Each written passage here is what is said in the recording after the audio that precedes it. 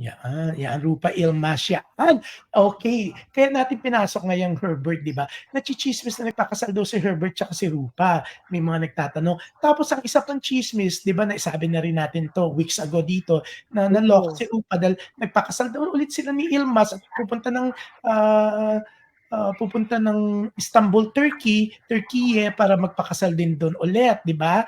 Tapos binigyan daw ng bahay ni Ilmas si Rupa. Yan yung coaching niya nasa likod ni Rupa, in-order niya yan 6 months yata bago or 3 months bago nakarating sa kanya. Birthday gift niya yan sa sarili niya yan, 'di ba? Sa Toyota kinuha niya kahapon. Pero Masaya yan yan eh. malinaw binili ni Rupa yan hindi po binigay ni Ilmas kasi baka may mga gagawa na naman binigay ni Ilmas. Anyways, dahil pati nga dito sa London, sa UK, nachichismis na yun, naniniwala mga tao na nagpakasal ulit si Rupa. 'Di ba? Sabi nga ni Rupa, ang daming beses niya na nagpakasal na hindi nga totoo. Ang only truth is magkikita, nag-uusap sina Ilmas at ang mga anak nila na sina Loreen and Benis para magkita-kita. Pero hindi kasama si Rupa dahil nagkaka-start lang ni Rupa po sa isang project na hindi namin sasabihin, no? Oo, bawal pa kasi. Pero yun nga, eto sabi, nag-usap kami ni Rupa. So, dahil yung mga fake news peddlers nga, di ba, yung mga gawa-gawa, may mga channel sila sa isang sikat na streaming app, sa di ba, streaming site, na hindi na tama na gumagawa ng istorya, di ba? Parang totoong-totoo.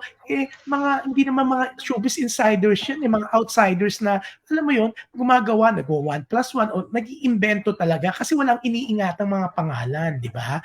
Yan. Kumbaga, hindi sila masisira, di ba? Wala silang image na kailangan protektahan. Kaya kung ano-anong iniimbento. So sabi nga ni Rupa, we will seek legal advice regarding this fake news peddlers, di ba? So yun nga, kasi nga gumagawa ng issue, di ba? Siyempre, katulad nga, ginawa ng issue na nagpakasal sila ulit ni Ilmas, magpapakasal ulit, di ba? Hindi naman totoo. So eto po ang totoo. Dito po sa Abante Teletabloid, dito po sa Anything Goes, ang kwento lang ay magkikita po ulit ang mag-aama, si Ilmas at ang mga anak ni Rupa na sina Loreen at Benis. Very soon pa yan. At hindi po kasama si Rupa dahil hindi siya pwedeng umalis ng bansa dahil kasisimulan niya lang sa isang bagong project. Di ba? Yan.